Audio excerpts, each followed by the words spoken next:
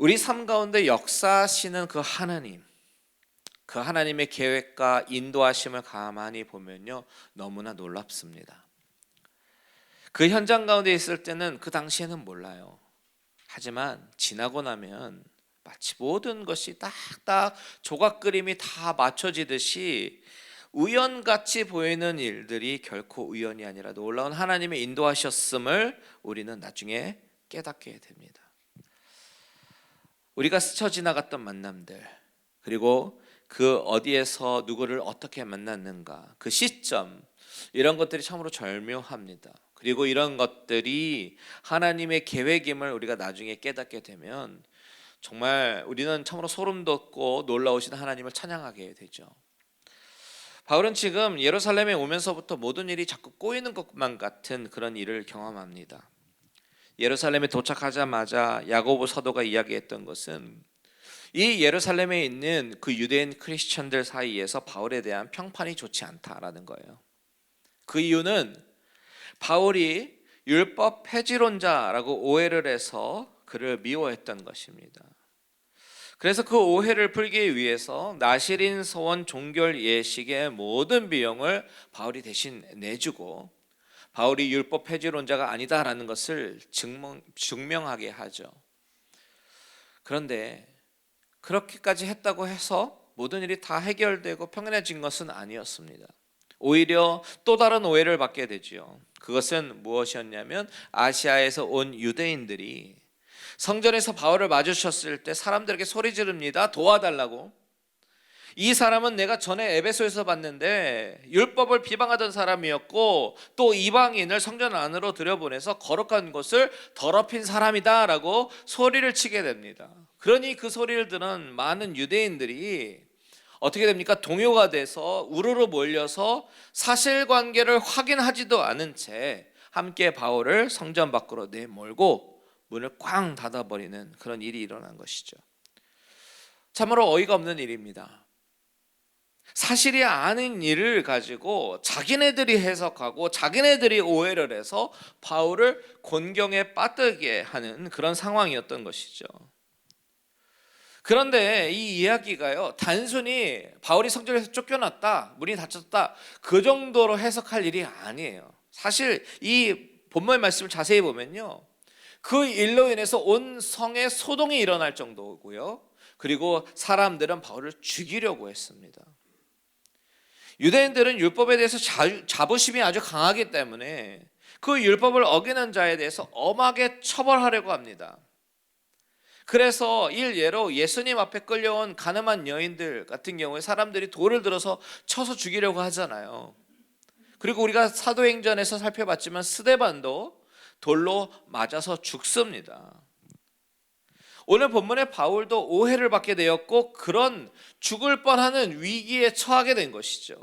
그런데 여러분, 하나님은 놀라우신 하나님이십니다. 믿으십니까?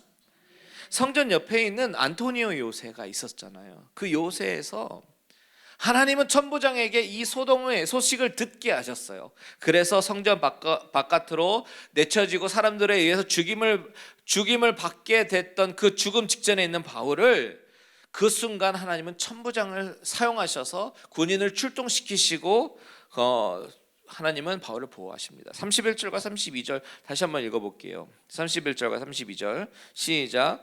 그들이 그를 죽이려 할 때에 온 예루살렘이 요란하다는 소문이 군대의 천부장에게 들림에 그가 급히 군인들과 백부장들을 거느리고 달려 내려가니 그들이 천부장과 군인들을 보고 바울 치기를 그치는지라. 갑자기 로마 군인들이 출동하니까 바울을 죽이려고 했던 그 성난 군중들은 그 일을 그칩니다. 그리고 천부장은 도대체 이 소동이 어떻게 된 것인지 그 영문을 알아보려고 사람들에게 물어봅니다. 진상을 파악하려고 하니까 사람들의 말이 다 다른 거예요. 이 사람 말 다르고 저 사람 말 다릅니다. 그래서 진상을 파악하기 위해서 바울을 결박해서 영내로 끌고 가는 그런 상황이 생기죠. 여러분, 이 모든 것이 좀 억울한 것 같고 고난을 당하는 것 같고 혹은 이 모든 것이 우연인 것 같지만 그냥 일어난 것 같지만 결국 다 하나님의 계획과 섭리 안에서 움직이고 있다라는 사실을 우리는 볼 수 있어야 합니다.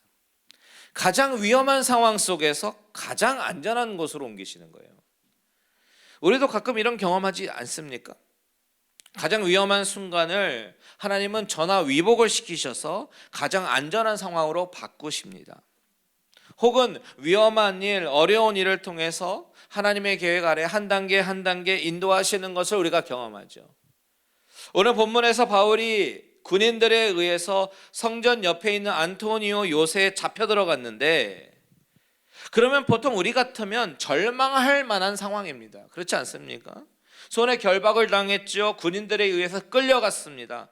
그런 상황에서는 우리는 절망하고 낭망할 만한 그런 상황인 것이죠. 그런데 바울은 그 상황에서 어떻게 하는가? 발언권을 얻습니다. 37절 같이 보겠습니다. 37절 시작.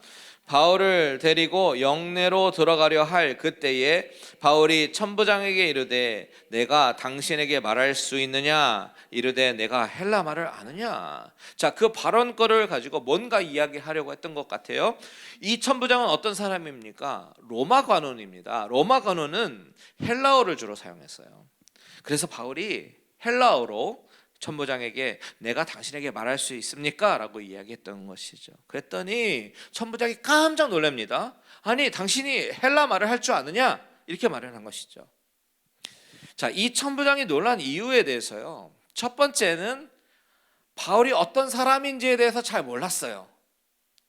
두 번째로는 당시에 예루살렘 성에 사람들에게 소요를 일으키며 사람들을 이끌고 갔던 애굽인이 있었는데, 천부장은 바울이 그 애굽인일 거다라고 그렇게 어쌔을 한 것이죠. 38절 한번 보세요. 38절 이렇게 되어 있습니다. 그러면 내가 이전에 소요를 일으켜 자객 4,000명을 거느리고 광야로 가던 애굽인이 아니냐? 이 천부장이 그렇게 착각을 했었던 것이죠. 오해하고 있었던 거예요. 천부장은 바울이 그 애굽인일 것이다 라고 생각했던 것이죠. 근데 이 사건에 대해서 역사가 요세푸스도 이 같은 사건을 기록하고 있습니다. 애굽 출신의 거짓 선지자가 3만 명을 모으고 감난산으로 들어갔다는 기록을 합니다. 그 애굽 사람이 사람들에게 말한 것은 예루살렘이 무너지게 될 것이라고, 그때 자신은 로마를 무찌르고 이 통치자가 될 것이다 라고 말했다는 것이죠. 그래서 사람들이 이제 막 따라 나섰는데, 당시 로마는 그를 따르는 애굽인 400명을 죽였고, 막 그렇게 이 사기꾼은 무서워서 도망쳤다라는 기록을 하고 있어요. 자, 그런 일이 있으니까 예루살렘 시내가 어떻겠습니까? 분위기가 어수선했겠죠. 이런 분위기 속에서 이 천부장이 생각했던 것은, 그 애굽인이 다시 나타나서 사람들에게 정치적인 반란을 시도하고 있다라고 생각한 것이죠. 착각이고 오해입니다. 그런데 갑자기 그 사람이 헬라 말로 말하기 시작하는 거예요. 내가 말할 수 있느냐? 그래서 이 천부장은 깜짝 놀라서 아니, 당신이 헬라 말을 할 수 있느냐라고 물어본 것입니다.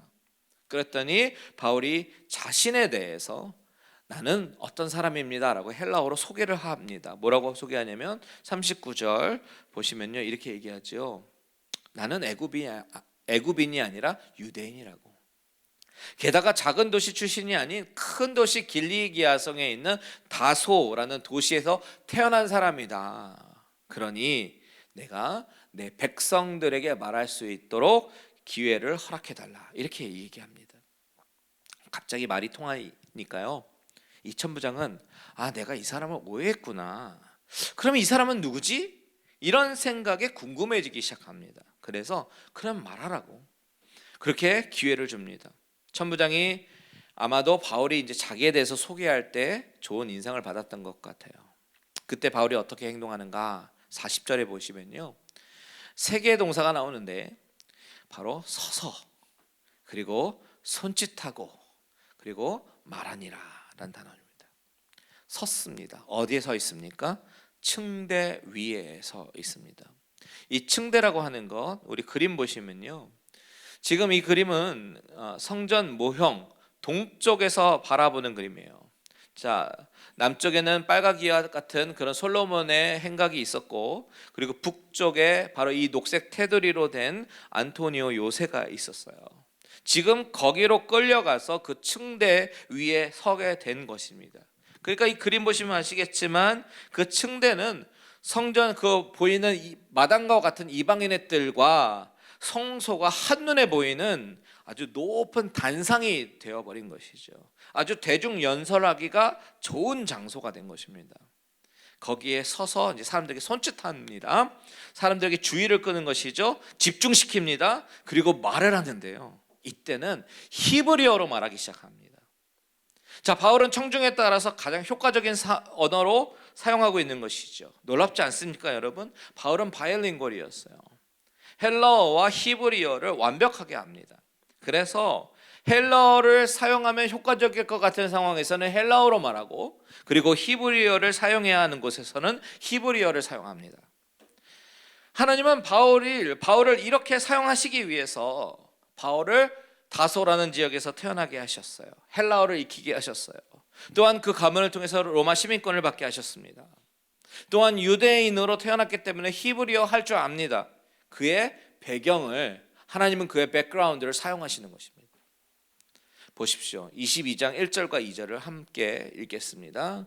시작. 부형들아, 내가 지금 여러분 앞에서 변명하는 말을 들으라. 그들이 그가 히브리 말로 말함을 듣고 더욱 조용한지라. 이어 이르되. 자, 부형들아라고 이야기하는데, 이 말은요, 예전에 스데반이 이야기했을 때처럼 아주 존경의 의미를 담고 있는 말입니다. 영어 성경 있으신 분 혹시 보시면요, 밑에 자막 보시면요, brothers and father 이렇게 얘기합니다. 아주 정중하게 위에 사람에게 이야기하는 것 같은 예의를 갖춰서 이야기하는 거예요. 사람들은 순식간에 잠잠해지고 바울의 말에 귀를 기울이게 됩니다. 하나님은 이렇게 바울로 하여금 사람들 앞에서 말하게 하는 상황으로 바꾸십니다. 생각해 보세요. 돌에 맞아 죽을 뻔한 그런 상황 속에서 하나님은 천부장을 움직이시더니 이제는 그 바울의 모든 그 성장 백그라운드를 사용하셔서 헬라어로 천부장의 귀를 사로잡고, 이번에는 성난 유대인들을 향해서 집중을 딱 모으더니 히브리어로 말하게 하시는 것이죠. 바울이 무엇을 말하고 있습니까? 3절 다 같이 한번 읽겠습니다. 시작. 나는 유대인으로 길리기아 다소에서 났고 이 성에서 자라 가말리엘 문화에서 우리 조상들의 율법에 엄한 교훈을 받았고 오늘 너희 모든 사람처럼 하나님께 대하여 열심히 있는 자라. 자, 바울의 첫 마디는 뭐예요? I am one of you. 이겁니다. 저와 여러분 같은 민족입니다. 같은 동족입니다. 나도 유대인이고 나는 길리기아 다소 출신으로 헬라파 유대인입니다. 그런데 태어나게는 거기서 태어났지만 자라게는 이 성 예루살렘에서 자랐습니다. 게다가 나는 가말리엘 문화에서 교육을 받았습니다. 거기서 저는 우리 조상의 율법에 대해서 아주 엄하게 교훈을 받았고, 그리고 율법과 하나님에 대해서 둘째가라면 서러울 정도로 아주 열심히 있던 사람입니다 라고 이야기하는 것이에요. 가말리엘 선생님 아래에서 공부했다라는 것만으로도 바울이 얼마나 똑똑한 사람인지, 그리고 얼마나 정통 유대 보수인지를 증명하는 것입니다.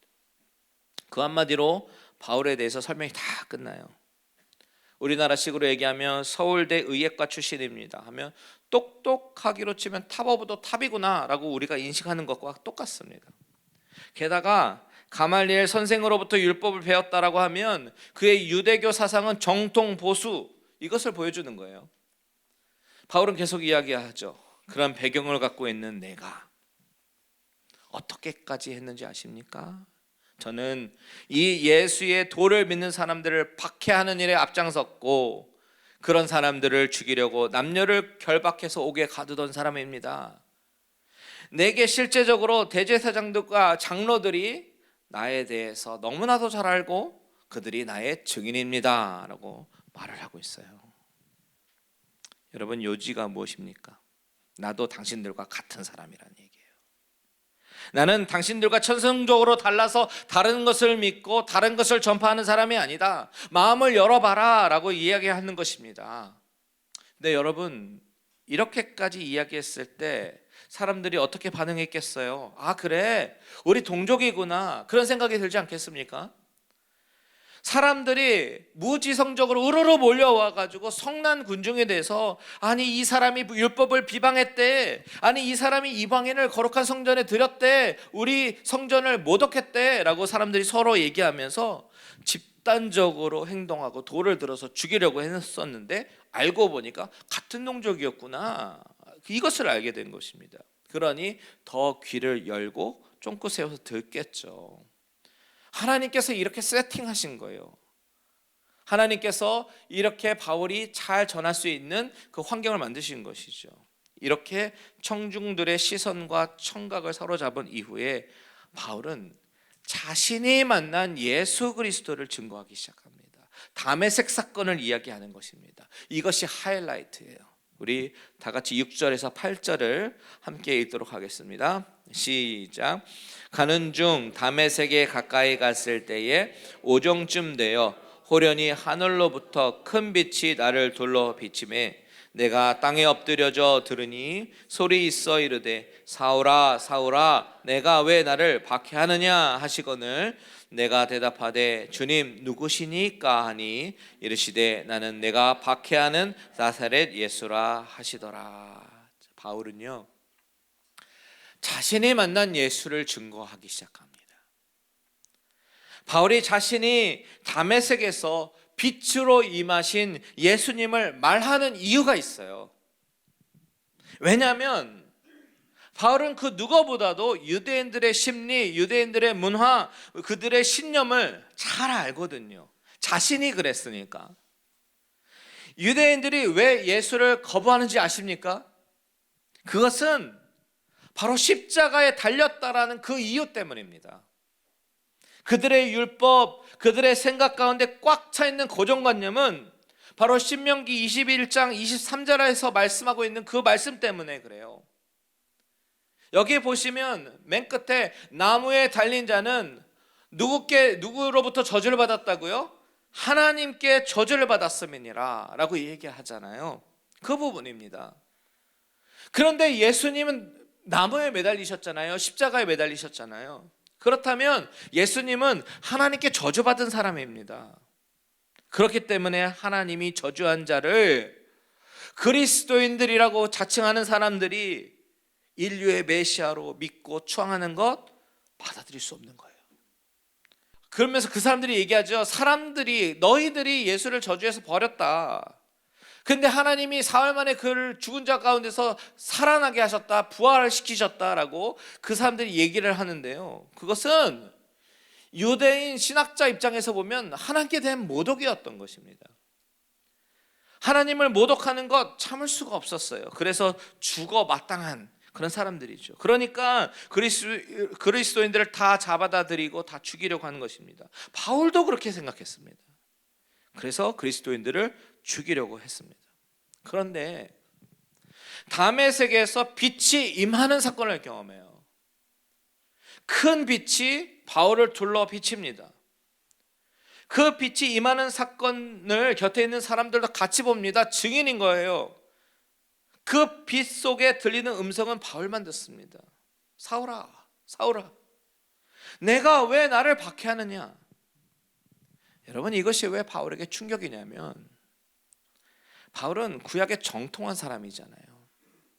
에스겔서, 다니엘서, 이사야서 이런 책들을 보면 환상으로 말씀하시는 하나님의 말씀들이 많이 소개가 되거든요.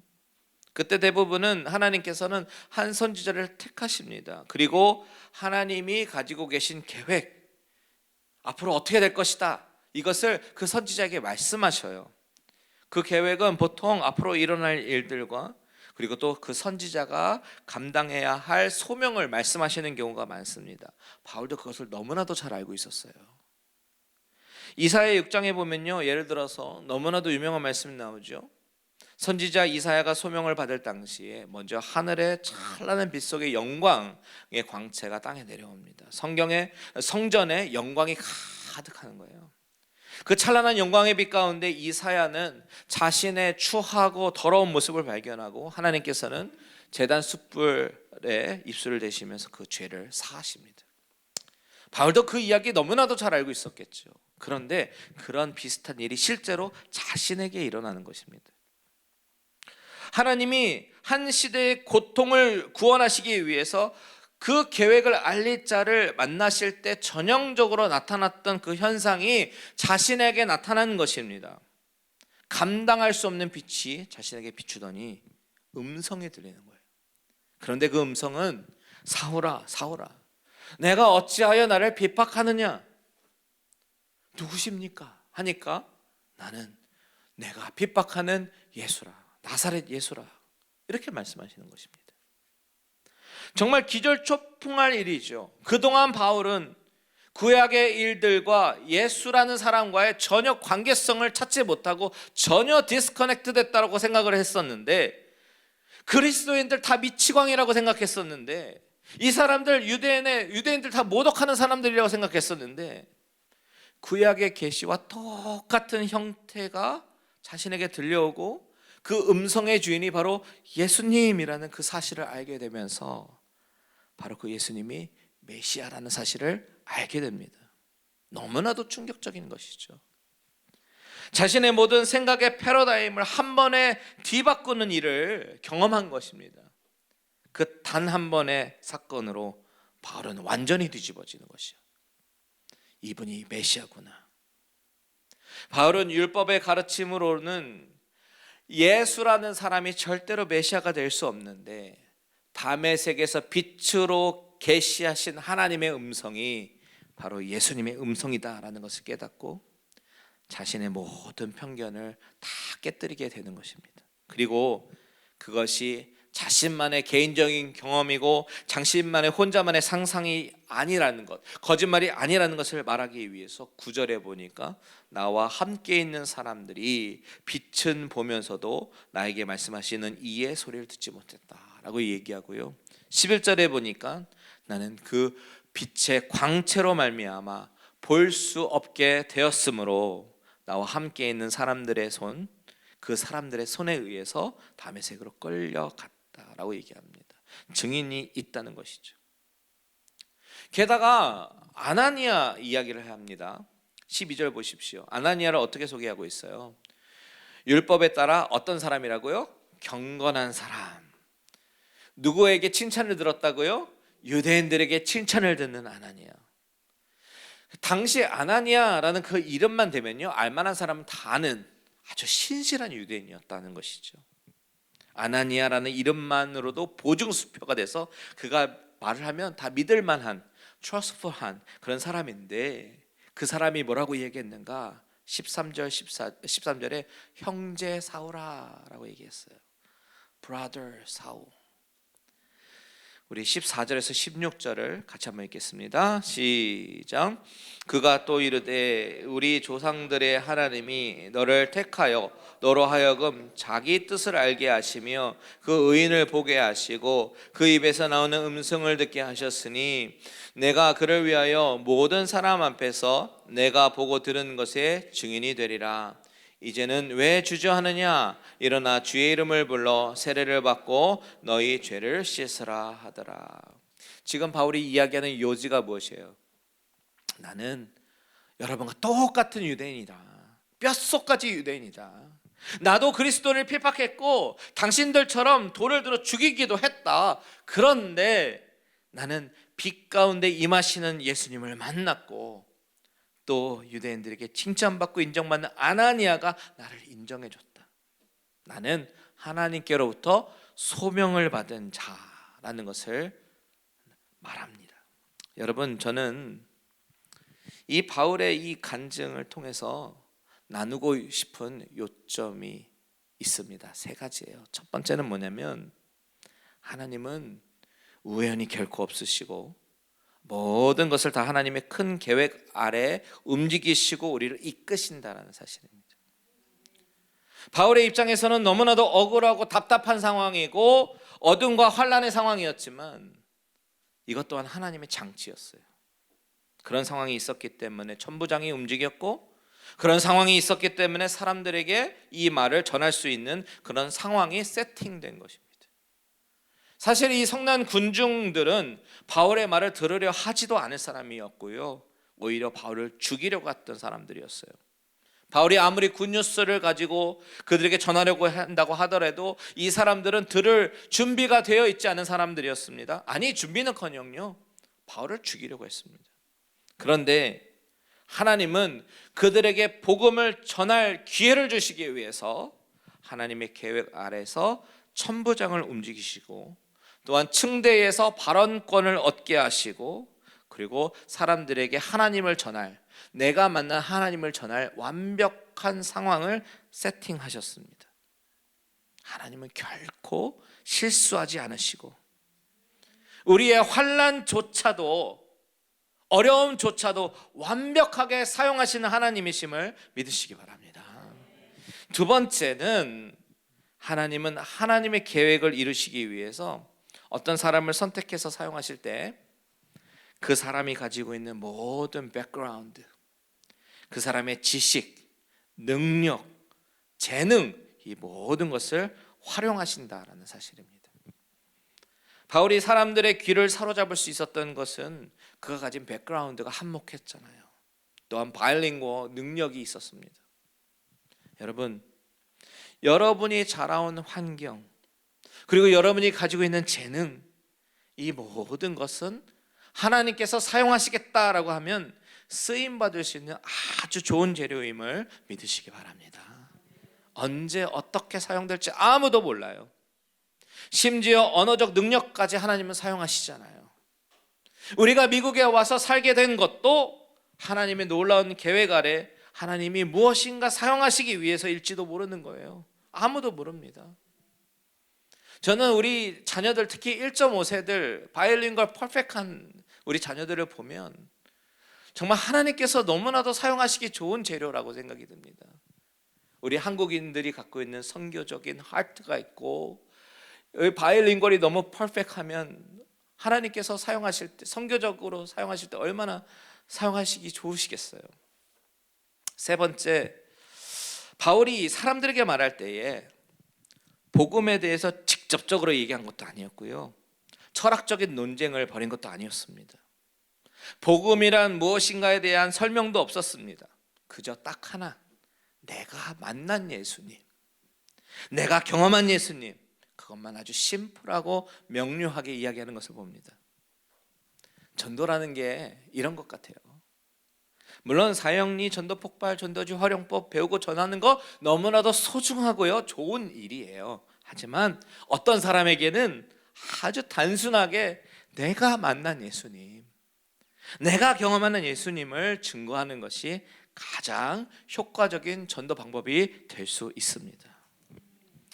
이제 곧 갈릴리 만남이 시작되는데요, 저는 이번 갈릴리 만남에 기대가 아주 큽니다.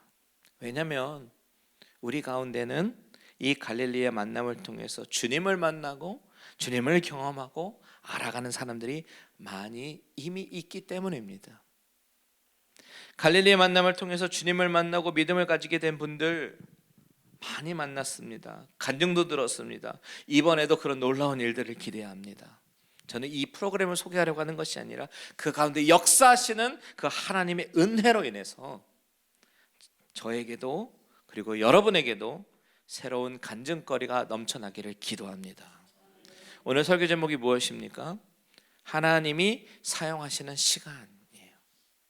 오늘 설교 제목처럼 저와 여러분이 앉은 이 자리가, 지금 이 시간이 하나님이 사용하시는 시간임을 알고 귀하게 쓰임받는 우리 모두들 되시기를 주님의 이름으로 축원드립니다.